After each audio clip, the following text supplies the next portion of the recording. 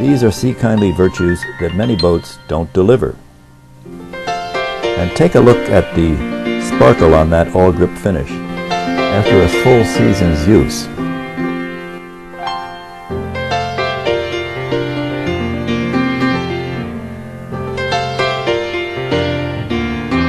Here the Alarion meets a bit more wind.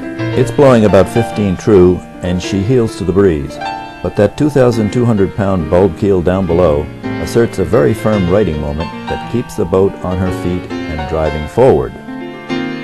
On a reach, the jib remains fully powered because the vang effect of the Hoyt boom prevents wasteful jib twist-off.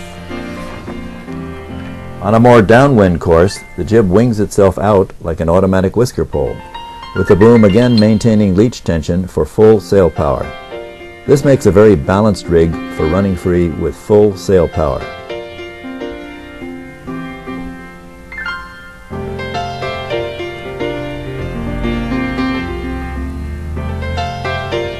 The jibe is a piece of cake. In heavy winds, it helps to trim in the main first to minimize the slam factor. Here's a demonstration of tight turning under sail. This is what I call the man overboard drill, which of course shouldn't happen and will not happen if everyone stays seated in the cockpit. But as you can see, the ability of this Alarion to turn in its own length brings the boat right back to whatever has dropped overboard. I've picked up a lot of hats that way. We'll do it again.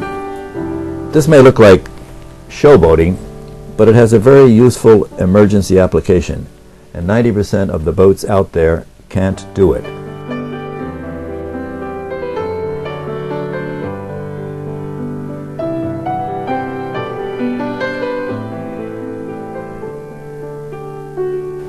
As you can see, I'm sailing here without even bothering to change sides. To tack, just ease the tiller over. There's nothing else to do. This no-hassle approach to sailing allows you to take non-sailors out without a lot of unnecessary tension and shouting of orders. Let your guests relax and savor the special pleasure of moving silently with the wind. It doesn't have to be hard or wet or frightening. This boat eliminates intimidation by design. This is just a beauty shot because this is the prettiest girl at the dance. Look at that delicate sheer, the eager bow, the shapely stern. This boat was the late Carl Shoemaker's master stroke, and here he found that elusive harmony of things that work as well as they look. I've sailed a lot of boats and designed a lot of boats, but I've never received as many compliments as this boat draws wherever she sails or anchors. Bravo, Carl. You sure got it right on this one, and I know that's not easy.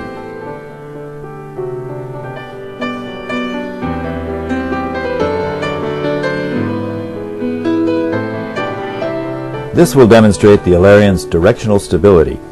With just a shock cord around the tiller, she sails herself, to windward, with no hands-on from the skipper. Directional stability, which means the ability to hold course, is something that full-length keelboats like to claim as their exclusive domain. But as you can see, that's a fallacy because a well-designed fin keel and spade rudder will give excellent directional stability, plus more speed and far greater maneuverability. It may help to remember that an arrow doesn't need a full-length feather to fly straight, and by the same token, a boat doesn't need a full-length keel to sail straight. And note the clean wake, which is the mark of an efficient underbody with minimum drag. With this Alarion, you get a rare combination of virtues.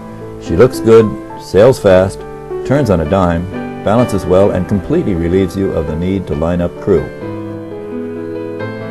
Now we are headed outward and seaward. I should probably shift my weight to windward here, but the Alarion's high ballast ratio makes her very stiff. Still, one would probably sail better from the windward side, where you can more clearly see the oncoming wind and waves. Once past the light tower, the ocean swell sets in and the sun starts to sink lower. The breeze is steady, the boat is classy, and all's right with the world. So when you choose to sail off into the sunset, let me assure you that it's better with the prettiest girl at the dance, the classic Alarion Express 28.